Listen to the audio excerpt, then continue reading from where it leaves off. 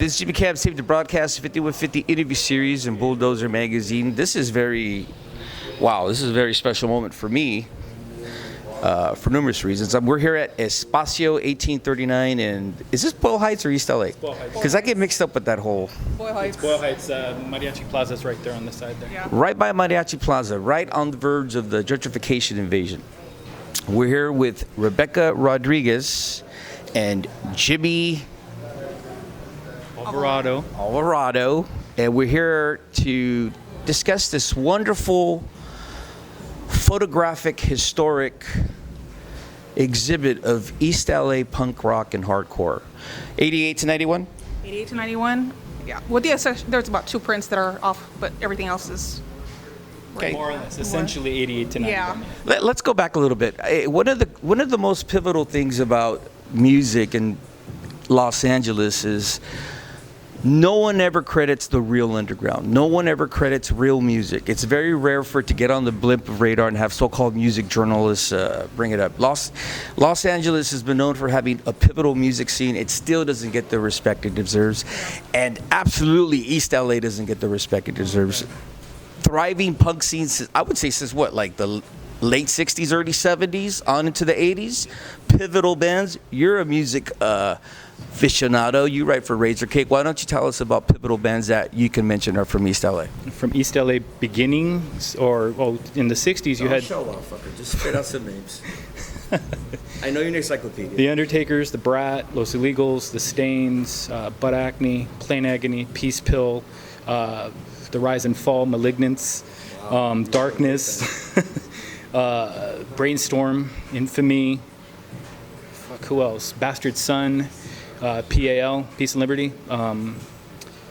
Jesus, Strength in Numbers. So would it be safe to say that On Sunday. Yeah. would it be safe to say that East LA not only had a thriving scene but groundbreaking music going on at that time before it became mainstream?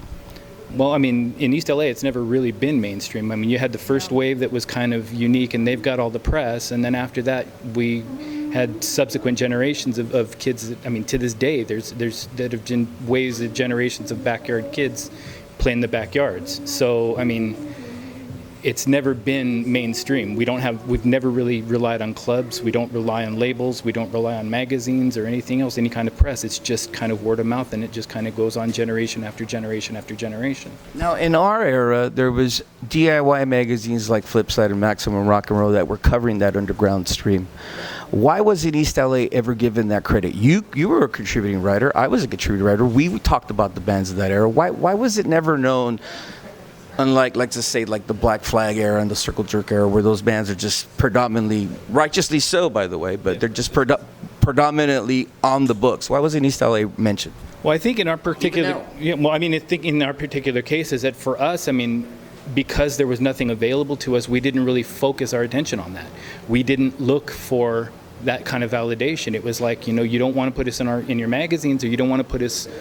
Sign us to your record labels. We don't need them. We don't need to play the clubs. We have backyards, and It was very much a DIY situation for as long as I can remember. Even to the zines, it was just the zines, the art, everything was do it yourself. Don't wait for somebody to come and tell you you're worth something and you can do this, or I think you're cool, so why don't you come over here and let us pay you. Everybody was just doing it to do it. They wanted to get something out. I know I gravitated toward the scene because there's a lot of people at that age when all you're doing is partying and all you're doing is and that's all. I mean, that's all well and good because who doesn't have fun, but you want to also meet people that are of the like mind, that want to create things as well, that want to be a part of something worthwhile, which is why I decided to you identify with people like that. There's something there. And so you gravitate and you just start keeping people around you that are also creating and not just there, taking up space, but creating something. And you captured something very wonderful here. Why don't you tell me about the East Side punk? First of all, it's very nice to see that legit. I've seen that on walls for so many decades ago. tell me about what this is in your show and the photos here. The photos are just like a piece of my life when I was You growing took up. all these photos? Yeah, I took all of these photos. I was really, I felt really privileged to know people that were into like doing something, putting something on, giving something out of themselves. It takes a lot to do that, to put yourself out there. And that's what everybody in these photos were about. They were about creating things and sharing it, and a lot of it could have gone other directions. You know, there was like gangs and everything all over the place, but this was like positive and hopefully lasting with this. You know, is hopefully I'm contributing to something that people are going to identify with and say, oh wow, I didn't know that was there, and now I know. You know, and they could do that too. You know, everybody can decide to do something and go ahead and start building on that. Now, these photos are what year, what decade? 1988 to 1991. That was a great year. That was a great That year. was a nice little chunk of time. A lot of good bands during that era. I remember very vividly. Why don't you talk to me about what made you capture these vivid scenes then, where over 20 years later, here they are to educate the masses? Well, well, you know, at the time I was in high school. I happened to be taking a photography class. However, I was always interested in art, and that just kind of like clicked with me. And so, I guess,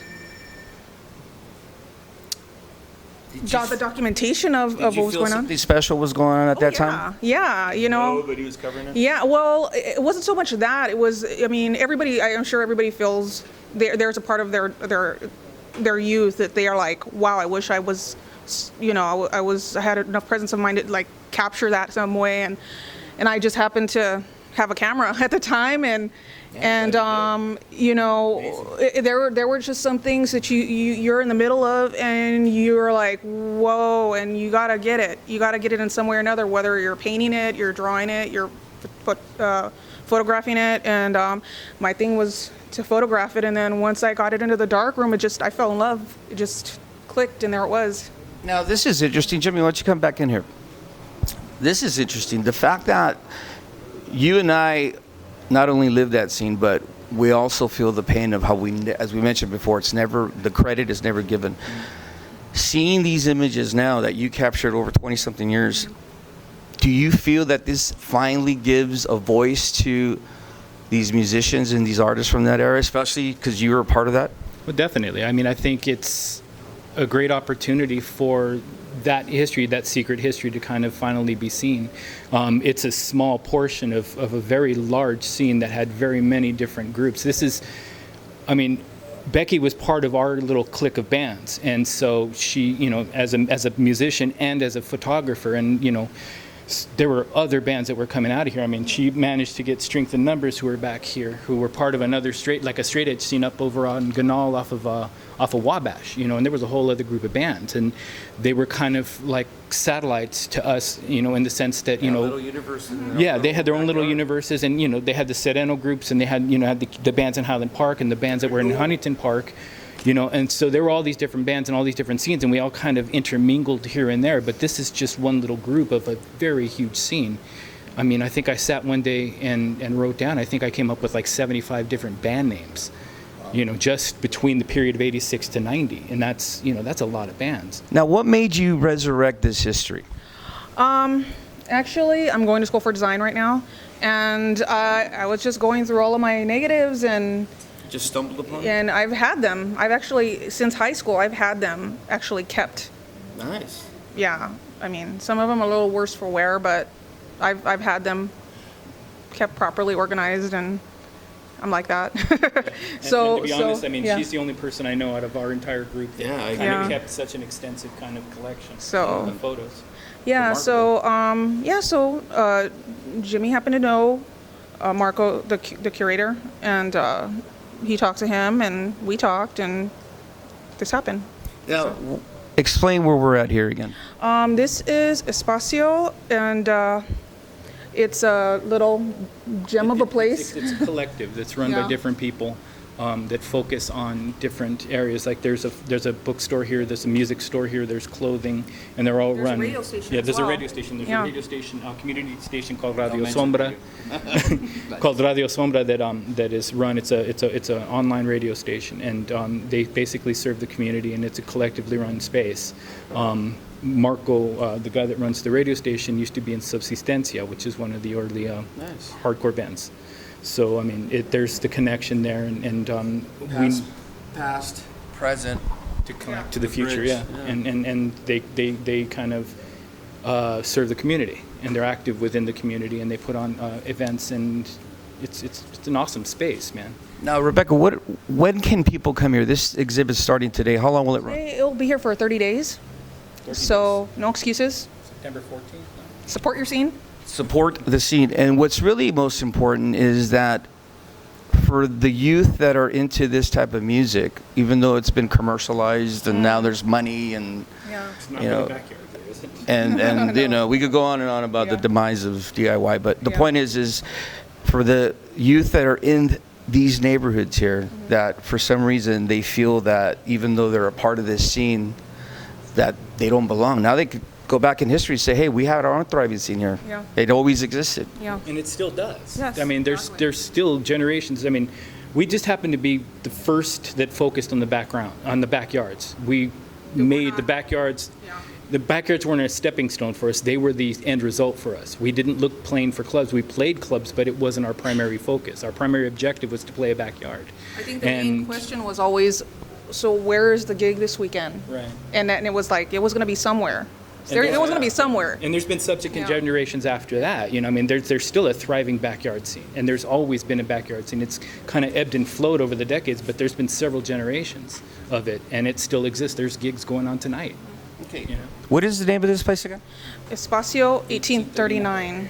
Okay, and it runs for how long? It runs for 30 days from today. And it's free. It's free. Come on down to Espacio 1839. Check out some East LA punk hardcore history and come realize that DIY, independent, subversive music exists on all levels, especially in the barrio. And it's finally documented and finally getting credited. Thanks for your time. Thank you.